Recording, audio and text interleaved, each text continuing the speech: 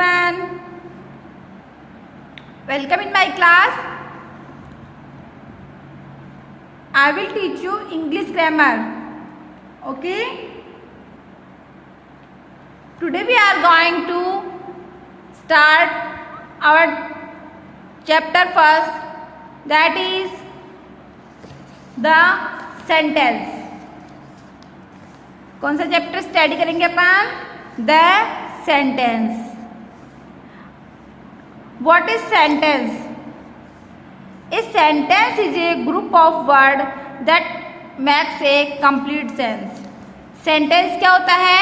एक ग्रुप्स का जो है वर्ड्स का क्या होता है? एक ग्रुप होता है, ऐसा ग्रुप जिसका कुछ कंप्लीट सेंस निकलता हो, उसे अपन क्या कहेंगे?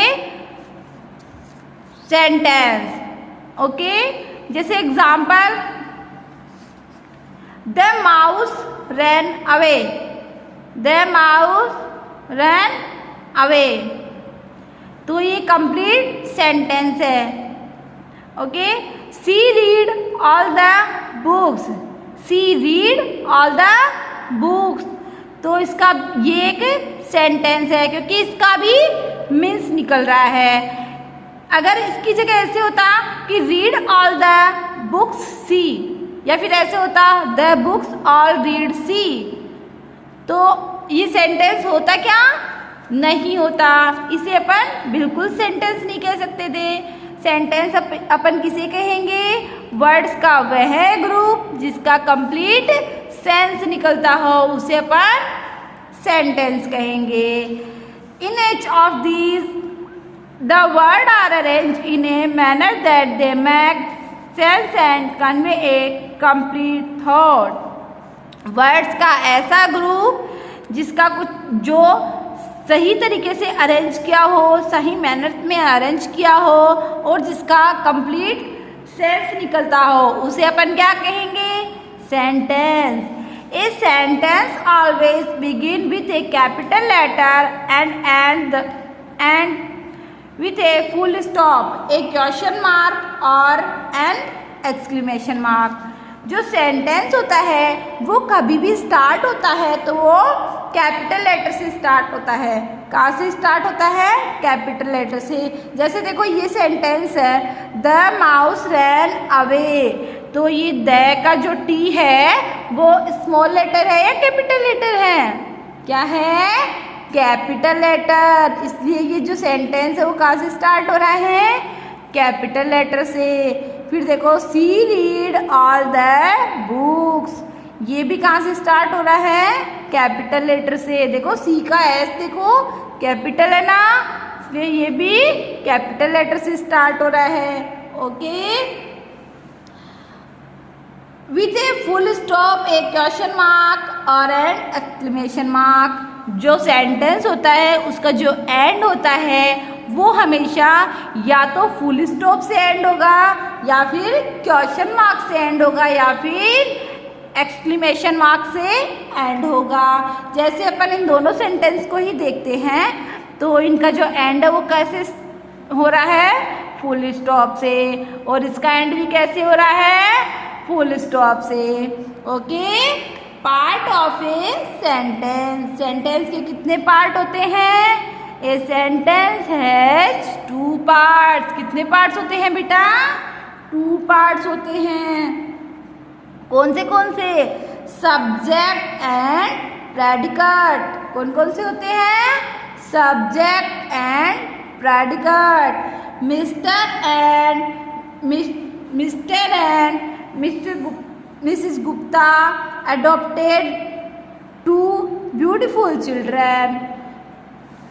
क्या किया? मिस्टर एंड मिसिज गुप्ता ने 2 ब्यूटीफुल चिल्ड्रन अडॉप्ट किए. किसने अडॉप्ट किए? सब्जेक्ट ने. सब्जेक्ट कौन है? Mister and Mrs Gupta. तो ये जो अडॉप्ट करना जो है ये किस पे डिपेंड है? मिस्टर एंड मिसिज गुप्ता पे. जो सेंटेंस होता है वो जिस वर्ड पे डिपेंड होता है उसे अपन क्या कहेंगे? सब्जेक्ट. सेंटेंस जिस वर्ड पे डिपेंड होता है उसे अपन क्या कहेंगे? सब्जेक्ट. ओके. तो ये तो क्या है? Mister and Mrs Gupta subject है। But mister and Mrs Gupta क्या कर रहे हैं? Adopt two beautiful children, 2 beautiful children को अडॉप्ट कर रहे हैं। तो ये क्या है? कौन? मिस्टर एंड मिसिस गुप्ता क्या कर रहे हैं? 2 ब्यूटीफुल चिल्ड्रन को एडॉप्ट कर रहे हैं। ये इनका वर्क है। क्या है इनका वर्क? है तो इन्हें अपन क्या कहेंगे? प्रेडिकेट। क्या कहेंगे? Predicate. Okay, subject and predicate. A subject is the part of a sentence that tells us who or what the sentence is about. It can be noun or a pronoun. Subject क्या होता है? Sentence का ही part होता है। इसका part होता है subject के, सेंटेंस का ही पार्ट होता है। देखो जैसे ये सब्जेक्ट है तो ये किसका पार्ट है? सेंटेंस का ही तो पार्ट है। मिस्टर और मिसिस गुप्ता सेंटेंस का ही पार्ट है ना, तो सब्जेक्ट क्या होता है? सेंटेंस का पार्ट होता है। हु और what the sentence is about, it can be noun और ए प्रोनाउन। सेंटेंस जो है नाउन और प्रोनाउन भी हो सकते हैं। और जो है सेंटेंस के अंदर जो वर्क दिया हुआ है वो क्या है और कौन कर रहा है? ठीक है, जो वर्क है वो कौन कर रहा है? तो वो क्या होता है? सब्जेक्ट होता है। और ये नाउन और प्रोनाउन भी हो सकते हैं। The part of a sentence which tell us something about the subject is called the predicate. predicate किसे कहेंगे? सब्जेक्ट जो predicate होता है वो भी सेंटेंस का ही पार्ट होता है। लेकिन जो सब्जेक्ट के बारे में क्या कहा है? predicate क्या होता है कि सब्जेक्ट के बारे में क्या कहा गया है सेंटेंस में, तो वो जो सब्जेक्ट के बारे में बताया गया है तो उसको अपन क्या कहेंगे? प्रेडिकेट। नेक्स्ट देखो, read the following sentence. Ram and Rani live in a joint family. Ram and Rani कहाँ रहते हैं? जॉइंट फैमिली में। कौन रहते हैं जॉइंट फैमिली में? राम एंड रानी। तो ये तो क्या है? Subject. Live in a joint family, Ram और रानी कहाँ रहते हैं? जॉइंट फैमिली में। तो live in a joint family ये क्या है? Predicate. We went to see a movie at night. Went to see a movie at night. Who कौन गया मूवी देखने? वी। कौन गए? वी। तो वी क्या हो गया? सब्जेक्ट हो गया। सब्जेक्ट हो गया ना। We went to see a movie at night. We क्या कर रहे हैं? Went to see a movie at night. तो ये क्या हो गया? प्रेडिकेट। मतलब वी का जो वर्क है वो क्या हो गया? Predicate. Her brother is an excellent cook. Her brother is an excellent cook. कौन है एक्सीलेंट कुक? Her brother. तो ये तो क्या हो गया? सब्जेक्ट हो गया। इज एन एक्सीलेंट कुक क्या है? सब्जेक्ट क्या है? एक्सीलेंट कुक है, इसलिए ये क्या हो गया? प्रेडिकेट हो गया। Okay, are you understood? Next, the coloured words in the above sentence are subject and the underline words are the predicate. जो कलर्ड है, पिंक कलर में जो है ये तो क्या है? सब्जेक्ट है। जैसे मैंने अभी आपको बताया कि राम एंड रानी सेंटेंस किस पे डिपेंड है? राम एंड रानी पे। तो ये पिंक कलर में जो है ये तो क्या है? सब्जेक्ट है। Went to see a movie at night ये सेंटेंस जो है किस पे डिपेंड है? वी पे। तो वी क्या हो गया? सब्जेक्ट हो गया। इज एन एक्सीलेंट कुक ये वाला सेंटेंस जो है किस पे डिपेंड है? एक्सीलेंट कुक कौन है? Her brother. तो ये क्या पिंक कलर में जो है वो क्या है? सब्जेक्ट। और जो अंडरलाइन किए हुए हैं उनको अपन क्या बोलेंगे? प्रेडिकेट। में सब्जेक्ट के अलावा जो भी पार्ट है उन्हें अपन क्या बोलेंगे? प्रेडिकेट बोलेंगे। The subject usually comes before the predicate. जो सब्जेक्ट होते हैं वो हमेशा प्रेडिकेट से पहले आते हैं। जैसे अभी अपन ने एग्जाम्पल में देखा था ना, राम और रानी कहाँ आ रहे थे, प्रेडिकेट से पहले ही आ रहे थे ना।